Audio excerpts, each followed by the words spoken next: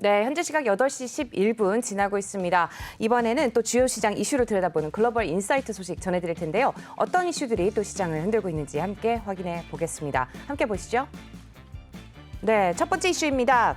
전통의 다국적 기업이죠. 제너럴 일렉트릭, GE가 항공과 헬스케어, 에너지에 주력하는 세 개의 기업으로 분할된다는 소식인데요. 관련 내용 함께 확인해 보겠습니다. 네, 첫 번째 소식 CNBC입니다. GE to break up into three companies focusing on aviation, healthcare and energy라고 해서 기사 제목이 나왔고요. 관련 내용 함께 확인을 해보시면은요. 여러분들이 이미 잘 알고 계시죠? GE 하면은 에디슨이 만든 GE입니다. 2023년 초까지 헬스케어 부문을 그리고 2024년까지는 재생에너지와 전력, 디지털 사업을 포함한 에너지 부분을 각각 분리한다고 밝혔습니다. 지난 12개월 동안입니다. 이미 55% 상승한 GE의 주가는 전반적인 시장이 하락을 했음에도 불구하고 화요일장에서는 2% 이상 상승을 했다는 흐름을 보여줬다고 하는데요. GE의 CEO죠. 로렌스 컬프 주니어 성명을 통해서 업계를 선도하는 세 개의 글로벌 공기기업을 설립하고 각 기업은 고객, 투자자, 직원을 위한 장기적인 성장과 가치를 창출하기 위해서 더 큰 집중을 할 것이다. 맞춤형 자본 할당과 전략적 유연성의 이점을 누릴 수가 있다. 이렇게 말했습니다. 우리는 고객에게 더 나은 서비스를 제공하기 위해서 우리의 기술 전문성과 리더십 그리고 글로벌 범위를 더 활용하고 있다. 이렇게 이야기를 했네요. 지난 2018년도부터죠. 지금 보면 GE를 이끌어온 컬프 CEO는 항공 부문을 계속 이끌면서 헬스케어 부문의 비상임 또 의장을 맡고 있습니다. 지금 제너럴 일렉트릭 발명한 토머스 에디슨이 1800년도 후반이라고 써 있네요. Late 1800s죠. 공동 창업해서 1980년대 잭 웰치 CEO의 지휘 아래에 전성기를 누렸고요. 금융 서비스업에 진출하고 MBC를 인수해서 방송업에도 뛰어드는 등 2000년대 초반까지만 해도 시가총액 1위의 기업을 지켰습니다. 하지만 금융위기가 찾아오면서 공경에 처한 재정 부문에 짓눌려서 웰치의 후임자죠. 제프 인멜트 아래에서 다시 정상에 오를 수는 없었다라고 나와 있네요. 이전에 지금 보면은 컬프 CEO 같은 경우는 다나허를 운영했던 컬프 대표가 2018년 GE의 CEO로 취임을 하면서 대기업의 비즈니스 구조를 단순화하려는 시도를 했고요. 또 컬프 대표 산하의 여러 부서를 분사하거나 매각을 했다고 합니다. 지난 몇 년 동안 대차 대조표뿐만 아니라 핵심 운영을 개선하는 등 많은 진전을 이루었다라고 언급을 했는데 그럼에도 불구하고 최근에 호실적에도 불구하고 GE의 주식은 지난 20년 동안 시장을 심하게 하회했다라는 기사가 나왔습니다. GE의 분할에 대해서 웰스파고의 애널리스트 조셉 오디라는 분이 지금 또 의견을 내놨는데요. 이번 조치는 비용이 더 들어가겠지만 집중하는 새 회사의 민첩성이 새로운 비용을 상쇄하는 것 이상의 기회로 간주될 것이다 라고 좋게 분석을 했네요. 최근 몇 년 동안 높은 부채에 시달리던 GE는 최근 항공금융 부문 매각으로 얻은 수익을 부채 상환에 사용할 것으로 밝혔습니다. 함께 참고하시면 좋을 것 같고요. 이어서 두 번째 이슈 확인해 보겠습니다. 네, 두 번째 이슈입니다. 앞으로 보험업계를 주목해 보셔야겠습니다. 최근 들어서 가장 문제가 되고 있는 기후 문제가 어쩌면 보험업계의 가장 큰 기회가 될 수 있다는 기사가 나왔습니다. 관련 내용 함께 확인해 보시죠. 네, Climate is the biggest single opportunity the insurance industry has ever seen, CEO says라고 해서 기사 제목이 나왔고요. 마찬가지로 CNBC입니다. 네, 수백 년 된 보험 시장이죠. 로이드의 CEO 대표에 따르면요, 기후는 궁극적인 시스템 위험이다. 보험업계가 지금까지 본 것 중에 가장 큰 유일한 기회다라고 판단을 내렸습니다. 영국 회사의 수장이죠. 존 닐. 자신의 부문이 앞으로 어떻게 운영될 것인지에 대한 그림을 그리려고 하고 있는데요. 스코틀랜드 글래스고에서 열린 COP26 기후변화 회의에서 연설한 닐은요. 우리는 코로나를 시스템적인 위험으로 생각을 한다라고 했습니다. 그러면서 기후는 궁극적인 시스템적 위험이기 때문에 기업과 커뮤니티, 심지어 정부까지 우리가 도울 수 있는 방법을 보여줄 기회인데 홍수와 기온 상승에서 한파에 이르기까지 기후 관련 사건의 여파는 이미 보험 산업에 여러 가지 방식으로 영향을 미치고 있습니다. 딜로이트의 기후변화와 보험에 대한 광범위한 보고서를 살펴보시면은요. 지금 거기서 강조된 것처럼 기후 문제가 보험 업계의 기회가 될 수는 있지만 그와 반면에 도전 과제도 있다는 점을 함께 참고를 좀 하셔야 될 것 같습니다. 기후변화가 중장기적으로 비즈니스 모델에 어떤 영향을 미칠지 파악하기 위해서 갈 길이 멀다 하는 설명도 함께 나왔는데 보험사들이 기후소송의 대상이 되는 화석 연료 회사의 법적 비용과 손해를 지불해야 할 수도 있는 리스크가 커지고 있다는 사실을 깨닫고 있다라고 나왔습니다. 그런 만큼 앞으로 비즈니스 모델을 어떻게 꾸려가는지 좀 더 지켜보시면 투자에 도움이 되겠습니다. 이상 글로벌 인사이트 소식 전해드렸습니다.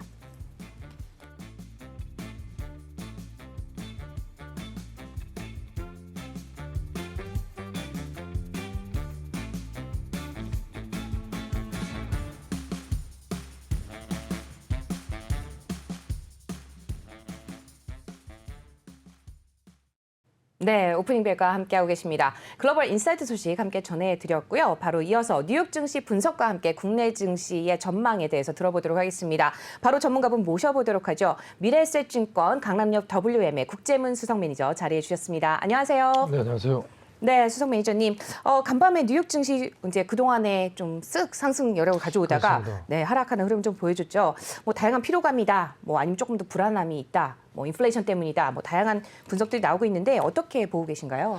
그렇습니다. 지금 S&P 500이 8일째 상승을 보였고 나스닥이 11일째 상승을 보인 이후에 하락세를 보였습니다.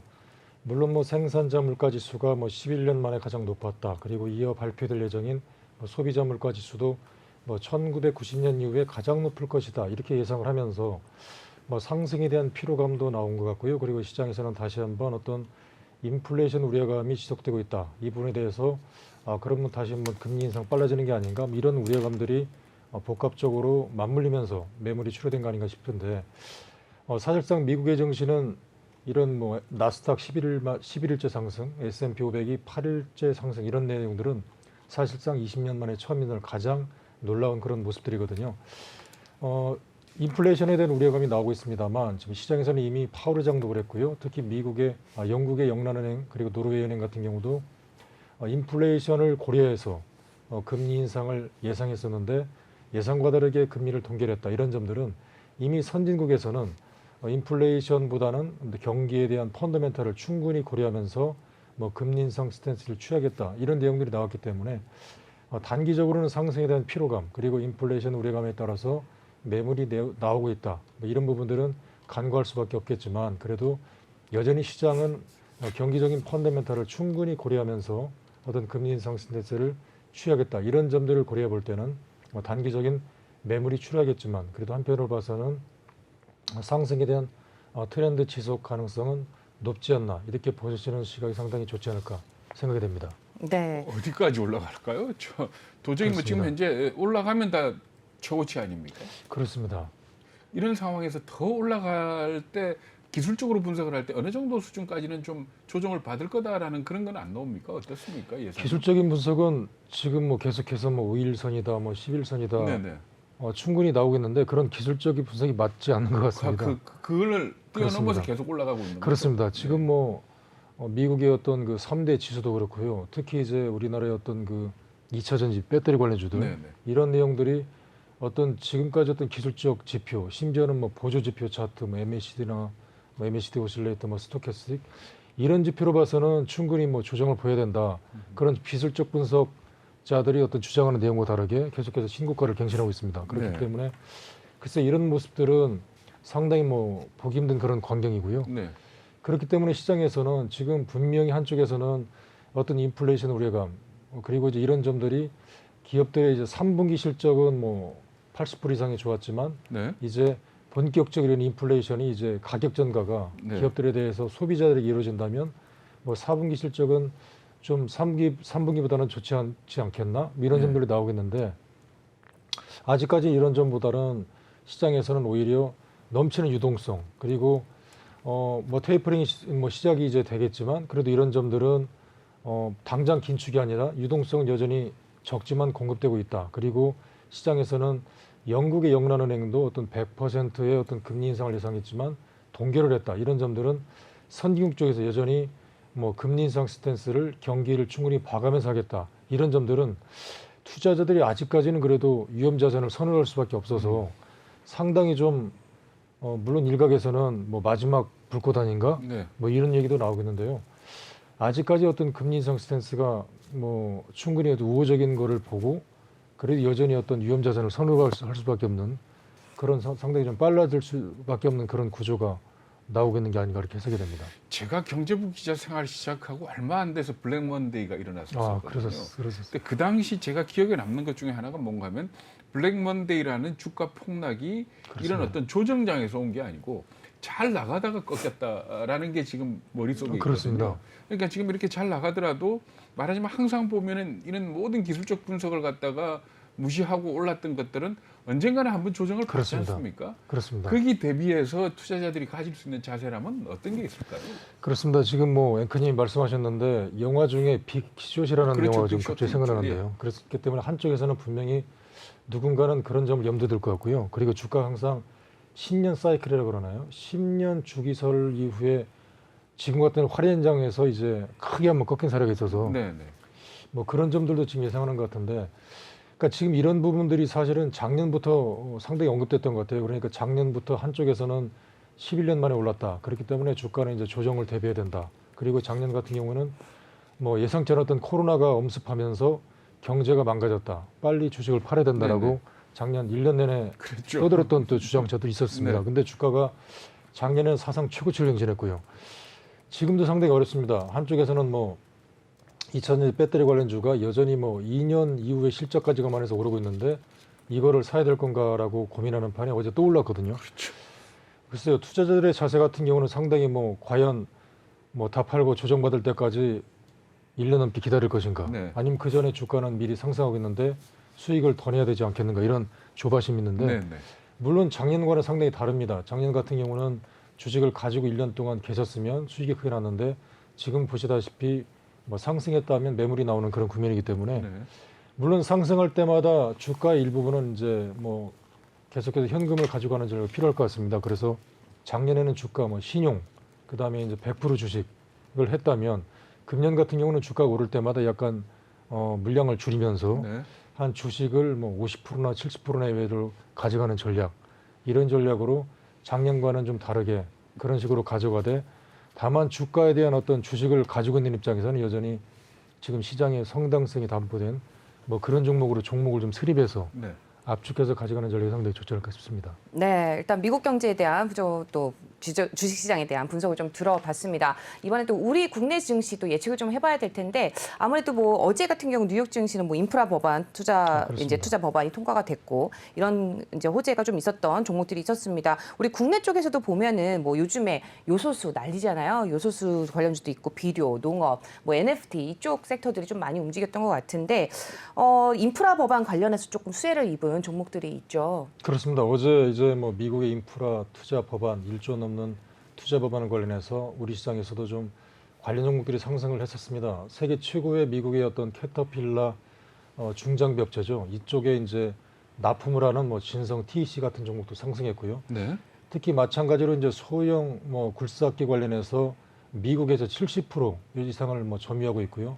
이 부분에 대해서는 또 오히려 캐터필라보다도 앞선다고 하는 뭐 두산 팝켓. 근데 두산 같은 팝켓 종목들이? 가지고 얘기하시는 분들 중에 제가 그런 얘기를 들었거든요. 그러니까 말하자면 지금 말씀하신 것처럼 소형 중장비들 그렇습니다. 아닙니까? 그렇습니다. 그렇기 때문에 이게 인프라 할 때는 안 들어가고 이 농사 짓거나 이러는 사람들이 주로 쓰는 그런 장비이기 때문에 인프라 투자가 될 때는 오히려 두산 팝켓 이 제품이 많이 쓰이겠냐 그러던데 어떻게 보세요? 그렇습니다. 지금 이제 지금 말씀하신 그런 큰 장비는 캐터필러와 캐터필러 함께 쪽이죠. 두산 인프라코 네. 뭐 그런 종목들이 같이 이제 관련이 돼 있고요. 네, 그리고 지금 말씀하신 그런 뭐 작은 기계 네, 이런 쪽이 이제 팝켓인데, 그러니까 큰 장비와 함께 이제 뭐 작은 장비 같은 경우도 말씀하신 농기구 이외에도 이제 뭐 건설 중장비 쪽에도 들어가는 들어가는 부분이기 때문에 그 부분들이 이제 뭐 평가라는 것 같습니다. 그렇기 때문에 이제 큰 장비들은 뭐 캐터필러와 우리나라의 어떤 두산 인프라코와 같이 경쟁을 하고 있고, 그리고 이제 소형 장비는 이런 팝켓이 앞서기 때문에 그렇죠. 팝켓이 시장에서는 압도적이죠. 어쨌든. 그렇습니다. 네. 그렇기 때문에 이제 뭐 우리나라 장비가 과연, 물론 한편으로 봐서는 미국의 어떤 1조 넘는 인프라가 과연 우리나라에게는 무슨 뭐 관련이 있을까라고 해석하는 분이 계시는데, 그렇다면 이런 미국의 어떤 인프라 투자를 할 때 우리나라 장비 업체 중에서 좀 점유율이 높은 업종이 무엇인가라고 봤을 때 뭐 두산 팝켓이 아닌가라고 시장이 해석을 해서, 미국의 어떤 그 큰 장비는 뭐 두산 인프라코도 있지만 뭐 캐터필라 쪽이 있기 때문에 이 부분보다는 오히려 이제 뭐 점유율을 뭐 소형 장비 쪽에서는 오히려 미국보다도 앞선 뭐 두산 팝켓을 뭐 시장에서는 좀 미리 네. 해석해서 많이 매수가 들어가지 않나, 그렇게 해석이 됩니다. 네, 최근 들어서 또 뭐 신재생 에너지에 좀 한계가 드러났다 이런 얘기가 나오면서 원전 관련주들도 굉장히 큰 폭으로 상승하는 흐름을 좀 보여주고 있는데요. 원전 관련주 하면은 어제 보니까 진짜 한전 기술 계속 오르더라고요. 그렇습니다. 어떻게 보세요? 그렇습니다. 어제 이제 한전 기술이 상당히 급등세를 보였는데요. 뭐 중남미 브라질 같은 경우도 뭐 전력날 해소를 위해서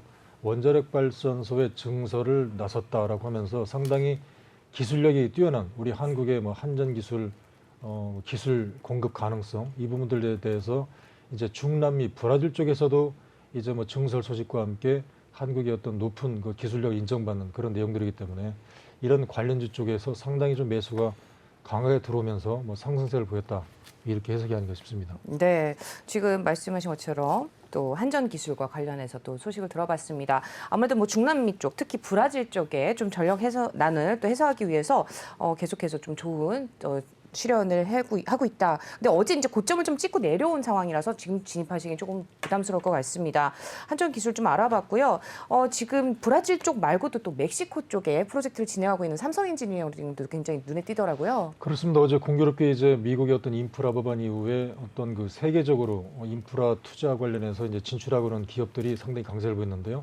삼성 엔지니어링 같은 경우는 멕시코의 이제 원유 생산 설비에 이제 건설 프로젝트 이번에 뭐 4,800톤 규모 인프라 투자를 확보를 하면서 전일에 상당히 강세를 보였습니다. 일부 이전만 하더라도 뭐 암모니아 수소 관련해서도 이제 진출했다는 소식으로 좀 상승세를 보인 적이 있는데 이제 대규모 어떤 설비 투자에 관해서 다시 한번 멕시코 쪽에도 진출하는 이런 내용이 나오면서 삼성 엔지니어링이 전일 상당히 강세를 보였는 이런 모습이 아닌가 그렇게 싶습니다.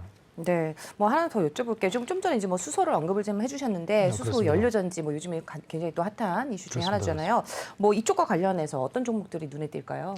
어제 두산 퓨어셀 종목이 상당히 강세를 보였습니다. 이제 원전 기술에 대한 어떤 프로젝트 이외에 이제 수소 전지 관련해서도 수소 전지하면 관련주들이 있면 뭐 효성 첨단소나 상하 프로테크가 있는데 이런 쪽이 물론 뭐 시간이 지체됐기 때문에 좀 약세를 보였는데 전일 어떤 두산그룹의 뭐 두산 퓨어셀 어떤 배터리 쪽에 상당히 좀 강점을 가지면서 발전용 연료전지 원천 기술도 보유하고 있고 그다음에 친환경 수소차 배터리 쪽인데 이런 업종들이 두산 퓨어셀이 상당히 강세를 보였다는 점에서 어떤 또 하나의 어떤 수소차 쪽에 대기업의 어떤 진출 이런 점들을 맞물려서 상당히 좀 강세를 보이는 게 아닌가 싶습니다. 조선업종은 어떻게 보세요? 뭐 그렇습니다. LNG 얘기도 나오고 하는데 아직은 주가가 그렇게 움직이지 않는 것 같은데 어느 정도 시점을 보고 투자를 하면 좋을까요? 그렇습니다. 이제 최근에 뭐 현대중공업의 어떤 대규모 발주 소식도 들려오고 있고요. 네네. 그래서 이제 뭐 LNG 운반, 뭐 가스 운반 관련해서는 기대를 상당히 보고 있는데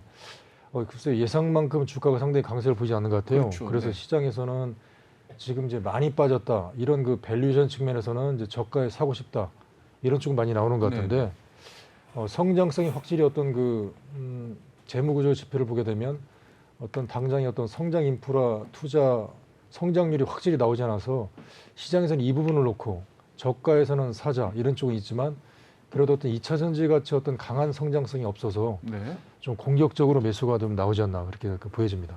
네, 지금 가장 중요한 게 좀 그런 것 같습니다. 최근 들어서 외국인 수급이 좀 안 들어오다 보니까 이제 계속해서 주가가 좀 지지부진하고 오히려 하락하는 흐름을 좀 보여줬는데요. 어제 조금 들어와서 좀 한숨 좀 돌리나 싶은데 오늘 또 어떻게 될지 또 예측을 좀 해봐야 될 것 같습니다.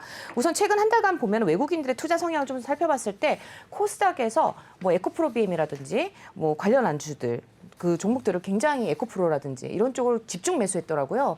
특별한 이유가 있을까요? 그렇습니다. 지금 이제 말씀하신 부분을 상당히 좀 관심을 가져야 될 것 같습니다. 왜냐하면 에코프로비엠이 특히 최근에 2차 전지 업종들이 뭐 지난주만 하더라도 이제 뭐 테슬라가 LFP 중국 쪽에 어떤 LFP를 싸다는 이유로 뭐 테슬라 쪽에서 이제 뭐 LFP 쪽을 좀 뭐 적극적으로 이제 그쪽에 대해서 도입하겠다고 해서 상당히 뭐 일주일 넘게 우리나라 어떤 배터리 쪽이 상당히 좀 힘든 경우가 보였는데 다시 한번 상당히 강세를 보였다는 점입니다. 그렇다면 이 부분을 어떻게 해석해야 될 것인가? 특히 에코프로비엠이 최근에 기업 설명회를 가졌습니다. 그 내용들을 보시게 되면 상당히 중요한 내용들이 있습니다. 왜냐하면 이미 뭐 2025년까지 어떤 캐파 사이즈가 거의 뭐 30-40% 증가한다. 이 부분들은 나와 있는데 2026년까지 또다시 50% 이상 어떤 증설한다는 내용들이 기업 설명에 나와 있습니다. 과연 이 부분들을 시장에서 어떻게 해석해야 될 것인가?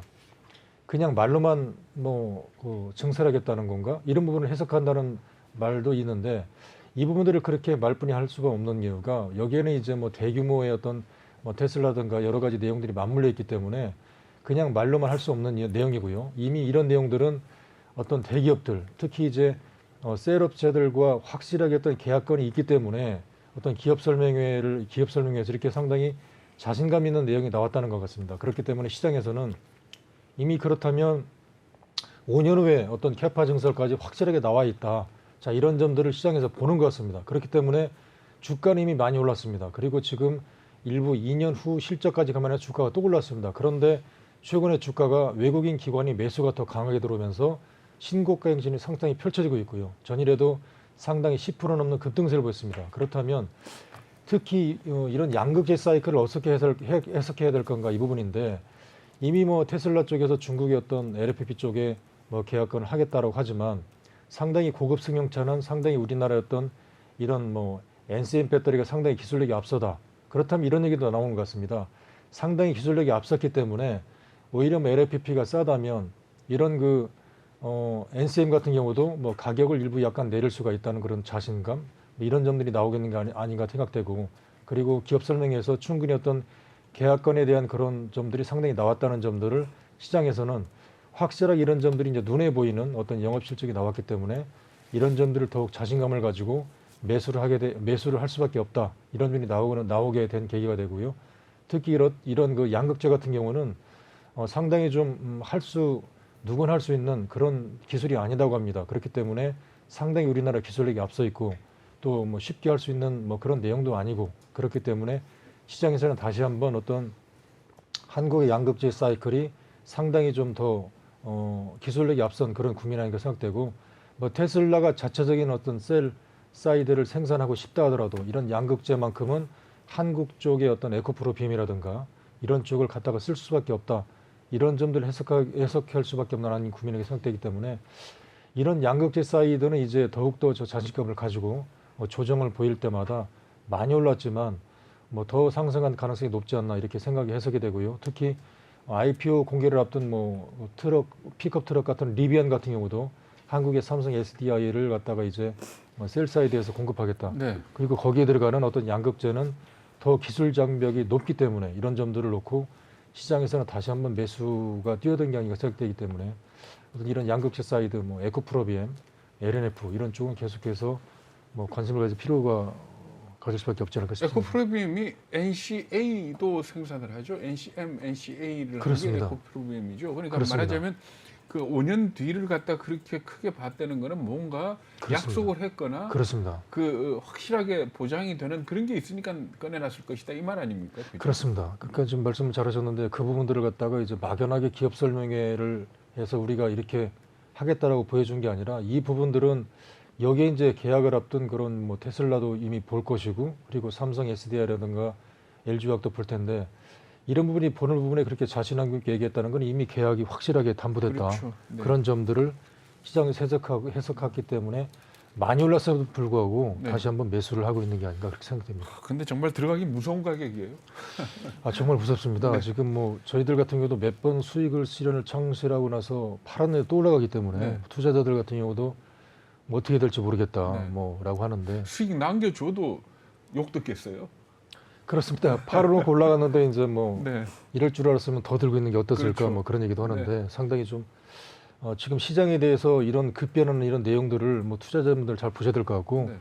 많이 올랐다가 아니라 뭐 과연 성장성이 확실하게 나오고 있는 영업이익률을 보게 되면 그 영업이익률이 상당히 꾸준히 증가하고 있거든요. 네. 그래서 그런 점들을 보면서 포트폴리오를 상당히 좀 새롭게 뭐 재생할 필요가 있지 않을까 생각합니다. 네, 말씀 잘 들었습니다. 저희 시청자분께서 거의 매일매일 들어오시는 분이죠. 네, 헌티더님께서 좀 질문 주셨는데 한일시멘트 전망 좀 들어보고 싶다고 하시거든요. 한일시멘트 어제 같은 경우는 이제 외국인이 순매수가 좀 들어왔습니다. 기관은 좀 계속해서 5거래일 연속 파는 모습을 좀 보여줬는데 한일시멘트 어떻게 전망하시는지 좀 들어볼 수 있을까요? 그렇습니다. 지금 미국의 인프라 투자 법안과 함께 이제 우리나라 같은 경우도 어떤 정부의 정책적인 스탠스가 이제 뭐 어떤 아파트 공급이라든가 뭐 이런 쪽에 집중되기 때문에 관련해서 이제 뭐 시멘트 업종도 상승할 가능성도 있어 보입니다. 그래서 이제 뭐 화려한 상승은 모르겠습니다만 이제 적어도 미국의 인프라 투자가 어쩌면 이제 우리 한국 쪽에도 나와 있고요. 그래서 우리나라도 이제 본격적인 이제 뭐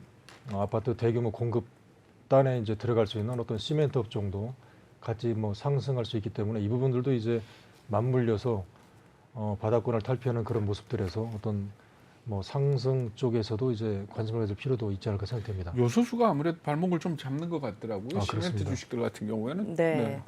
아무래도 그쪽이 좀 문제가 되겠죠. 지금 한일 시멘트에 대한 전망까지 좀 들어봤습니다. 끝으로 하나만 더 여쭤보겠습니다. 인프라 법안 관련해서 아무래도 가장 또 이슈가 되는 게 또 신재생 에너지 그중에서도 그린 에너지 하면 바로 풍력이 아닐까 싶은데요. 풍력하면 또 CS 윈드잖아요.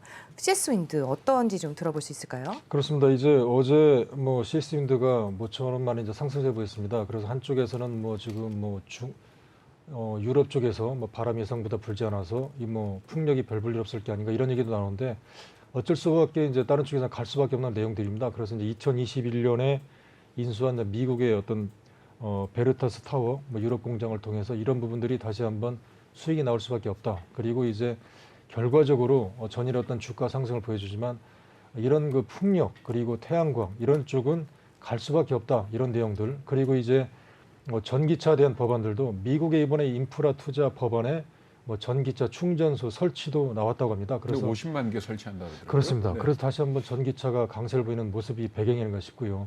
그리고 이제 2030년까지 미국의 바이든 대통령은 전기차를 뭐 절반 이상을 뭐 채워라 그러니까 이런 신차의 내용들 절반은 전기차로 해라. 그렇습니다. 뭐 이런 거죠.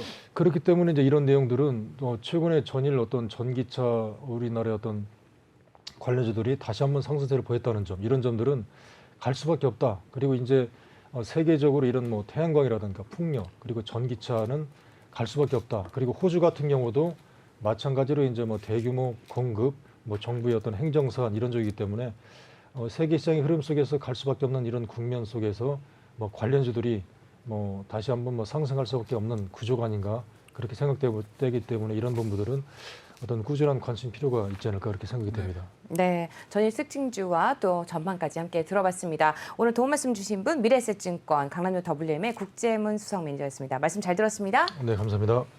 안녕하세요. 내외경제TV의 장유진입니다. 저희 내외경제TV의 다양한 영상과 콘텐츠 잘 보고 계신가요? 더 많은 영상과 콘텐츠를 원하신다면 지금 왼쪽의 버튼으로 저희 채널을 구독해주세요.